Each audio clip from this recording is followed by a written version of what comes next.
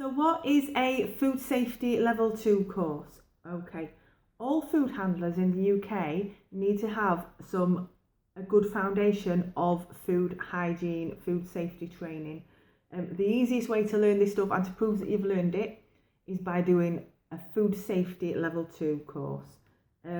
If you start a job handling food anywhere in the UK, the chances are you'll be expected to do this training, get the certificate before you're even allowed to set foot in the kitchen, right? There are various courses you can find online. They'll all give you the qualification that you need. Some go into more detail than others, some are more expensive than others, but they should all teach you about your legal responsibilities and about your best practices for food handling. I'm not going to recommend a particular course because, there's a cat in my garden. I'm not going to recommend a particular course because the prices change all the time and new courses come on the market all the time, and they're all, as long as you do check that they're from a reputable source, they're all absolutely fine.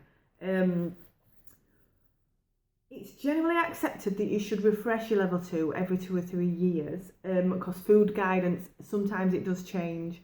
And it's really good to remind yourself as well, because we do all work alone and we might just fall into little habits that without somebody else there to say, should you be doing that or shouldn't you be doing that, it's good to keep your knowledge, keep it at the front of your head. You might hear people say that an up-to-date level 2 is not a legal requirement as long as you've got that knowledge, and you can prove you've got that knowledge. But the thing is, if you haven't got it, when it comes down to sitting down for your inspection, you're going to get asked a lot more questions to prove that you do have this knowledge. And then at the end, they'll very likely recommend that you get your level 2 anyway.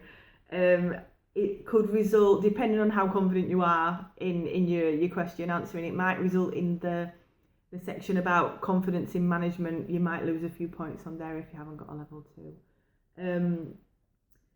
I did actually get a 5 after having not refreshed my level 2 for 12 years, right? But I'd bloody cat, scared the crap out of me. Right, but I had a proven track record in food business management. Since way before that time, I'd run pubs, I'd worked in nightclubs, I'd run a coffee bar, things like that. So I was also a very, very low risk business at that time. And it was before all the allergens, before we even had to label as 14 allergens on anything. So it was much easier back then to get a 5.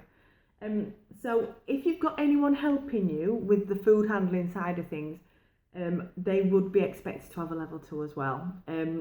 Unless you're literally over the shoulder the entire time, in which case what's the point in hiring someone to help if you're going to have to babysit them.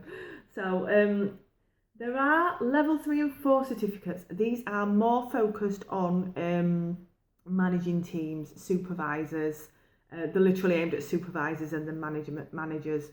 So we wouldn't be expected to have them. But if you have, if you get on something like the new skills membership where you get it for free as part of a monthly membership, you may as well do them. They look really good and it will just get you that extra little tick of confidence in management.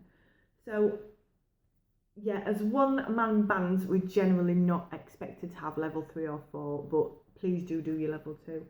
So comment if you've done one recently and you're happy with the price and you're happy with everything it covered. Recommend where you did yours if you were happy with it. But make sure you print your certificate off when you've done it and get it in there with your compliance paperwork.